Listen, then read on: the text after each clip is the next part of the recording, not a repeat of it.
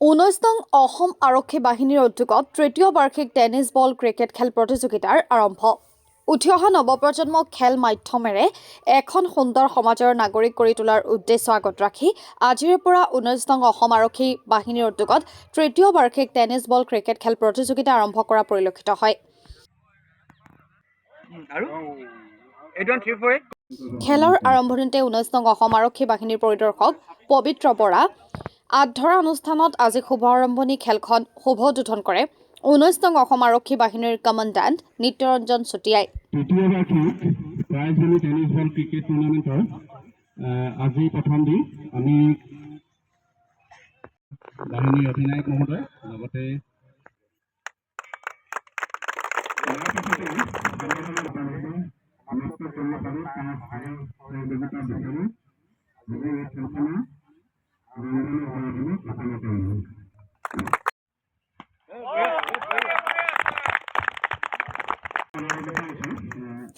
আমন্ত্ৰিত অতিথি হিচাপে উপস্থিত থাকে দুলীয়াজান সমজিলাৰ সহকাৰী আয়ুক্ত নীলাক্ষী ভূঞা।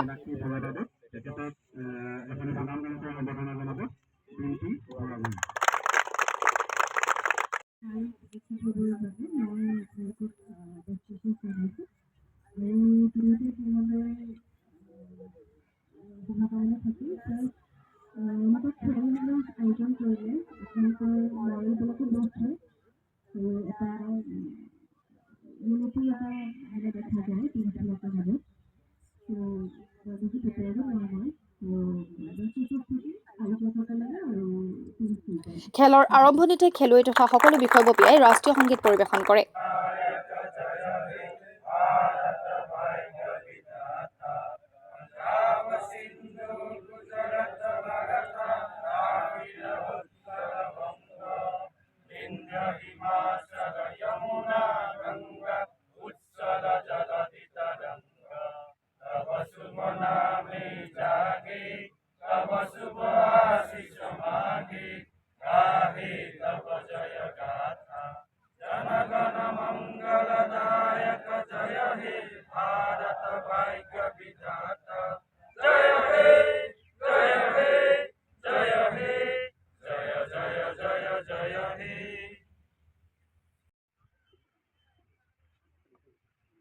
প্ৰথম দিনা শুভাৰম্ভ হোৱা খেলখন লাচিত 11 ষ্টাৰ আৰু 11 ষ্টাৰ দুলীয়াজানৰ মাজত উত্তেজনাপূৰ্ণ খেল অনুষ্ঠিত হয়।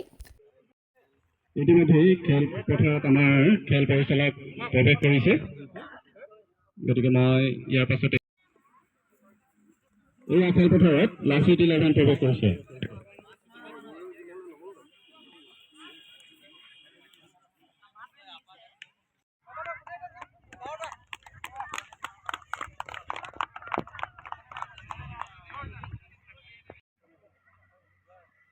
আৰু 8134 কক 95 তো আমাৰ এইটো মানে আমাৰ আগৰ কমাণ্ডেণ্টে যথেষ্ট এটা ভাল পদক্ষেপ লৈছিলে।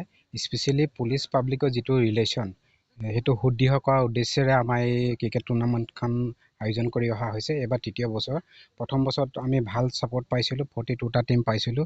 ছেকেণ্ড বছৰতো আমাৰ 34টা টিমে অংশগ্ৰহণ কৰিছিলে। এইবছৰ আমি যথেষ্ট টিমে অংশগ্ৰহণ কৰি আমাৰ ৰিলেশ্যনবিলাক ষ্ট্ৰং কৰাত সহায় কৰিব বুলি আমি আশা কৰিছোঁ। আৰু খেলটো অকল আনন্দ বিনোদনৰ কাৰণে এইটো নহয়, আমাক মানসিকভাৱে বিকাশ কৰাত বা সুস্বাস্থ্য বজাই ৰখাত বা আমি সামাজিকভাৱে যথেষ্ট সুদৃঢ় হৈ থকাত যথেষ্টখিনি সহায় কৰে। গতিকে আমি এই পদক্ষেপটো লৈছোঁ। আৰু স্পেচিয়েলি আমি যুৱক চামক যদি এই দিশত মানে খেলা ধূলাৰ প্ৰতি আসক্তিটো যদি আমি বঢ়াব পাৰোঁ, তেনেহ'লে আমি ভাবোঁ যে ড্ৰাগছ মুক্তি যিটো অভিযান চলি আছে, নিচাযুক্ত দ্ৰব্য বা ড্ৰাগছৰ সেৱন, এই ক্ষেত্ৰৰ পৰা যথেষ্টখিনি আমি ৰেহাই পাম। আৰু সকলোৰে পৰা আমি আশা কৰিছোঁ যে সহায় সহযোগিতা কামনা কৰিছোঁ যাতে আমি সাফল্যমণ্ডিতভাৱে এই খেলভাগ সাফল্যমণ্ডিতভাৱে সমাপ্ত কৰিব পাৰিম আৰু আগলৈও যাতে আমি পাতি যাবলৈ আৰু উৎসাহ পাম। খেলুৱৈসকলৰ প্ৰতি কি ক'ব, কেনেধৰণৰ খেলখন আগুৱাই নিয়ে?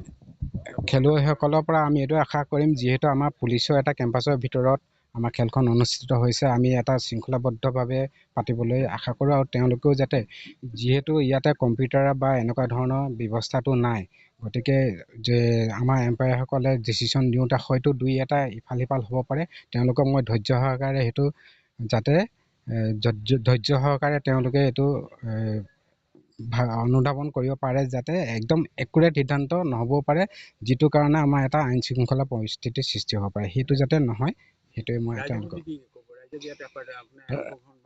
ৰাইজক সেইটোৱে ক'লোঁ যে আমাৰ মেইন উদ্দেশ্যটোৱে হৈছে যে পুলিচ পাব্লিকৰ এটা ৰিলেশ্যন এটা আমাৰ বজাই ৰখাটোৱে হৈছে আমাৰ এই খেলখন অনুষ্ঠিত কৰা মেইন উদ্দেশ্য।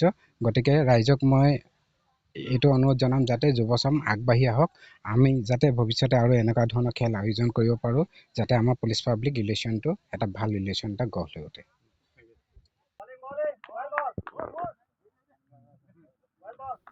News desk report, all Tengakhat news.